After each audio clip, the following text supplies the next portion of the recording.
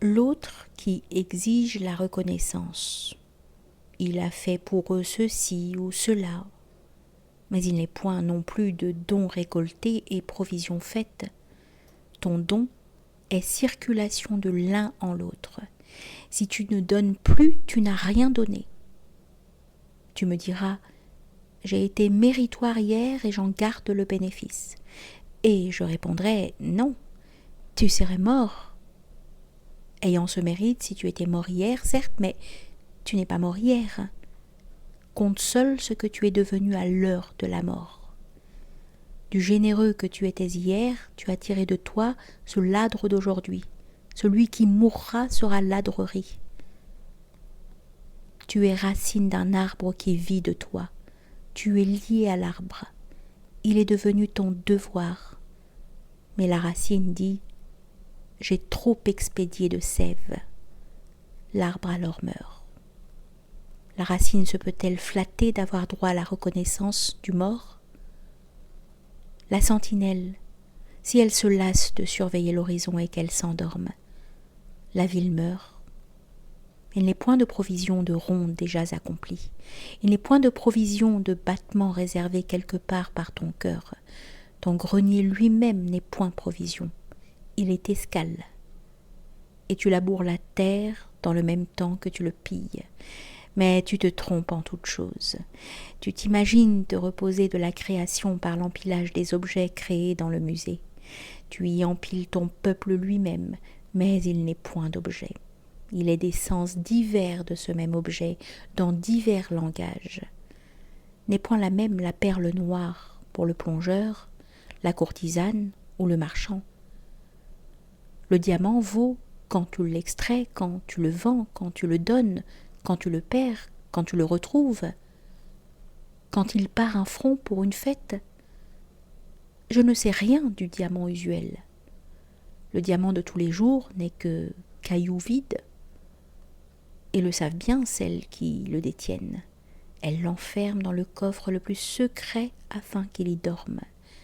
Elles ne l'en tirent que le jour de l'anniversaire du roi. Il devient alors mouvement d'orgueil.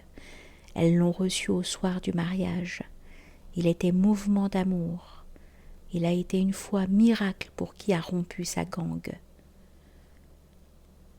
Les fleurs valent pour les yeux. Mais les plus belles sont celles dont j'ai fleuri la mer pour honorer des morts, et nul jamais ne les contemplera. Celui-là parle au nom de son passé.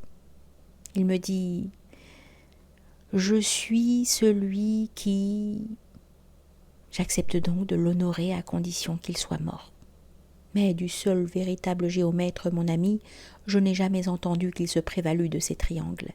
Il était serviteur des triangles et jardinier d'un jardin de cygnes.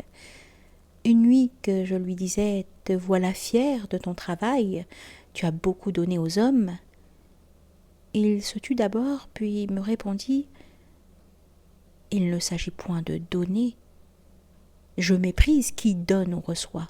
Comment vénérerais-je l'insatiable appétit du prince qui revendique les présents? De même de ceux qui se laissent dévorer. Ainsi la grandeur du prince nie leur grandeur. Il est à choisir entre l'une ou l'autre, mais le prince qui m'abaisse, je le méprise. Je suis de sa maison, et il se doit de me grandir. Et si je suis grand, je grandis mon prince. Qu'ai-je donné aux hommes? Je suis d'entre eux. Je suis leur part de méditation sur les triangles. Les hommes à travers moi ont médité sur les triangles.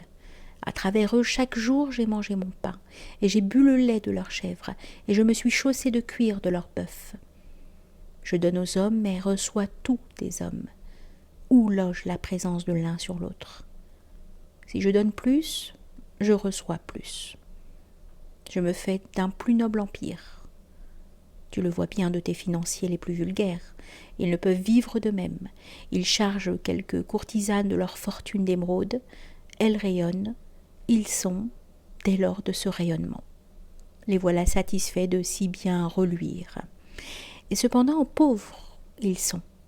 Ils ne sont que d'une courtisane. Tel autre a tout donné au roi. De qui es-tu? Je suis du roi. Le voilà véritablement qui resplendit.